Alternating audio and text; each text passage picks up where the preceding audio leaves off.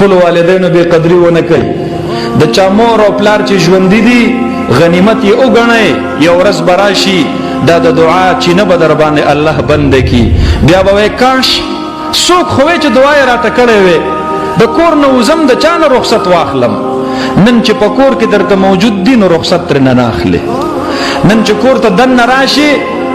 نو تلل دیم د موبایل په سکرین باندې سترګو نظر دی واپس کور ته راتلل دیم دغه د موبایل په سکرین باندې د سترګو نظر دی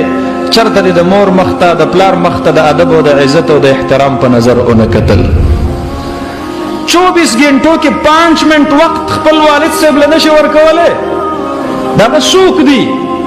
هغه به د خپل تکلیف اظهار چاته کوي هغه به د خپل زړه درد چاته ښکارا کوي هغه به خپل دوست او خپل رشتہ دار چاته خایي چې تاسو سره 15 منټه وخت خپل والد صاحب سره فارغ ناشته د پاره نشته دی هغه سره خوراک په یو ځای نه کې هغه سره ناشته په یو ځای نه کې هغه نه د دعا وانه خستله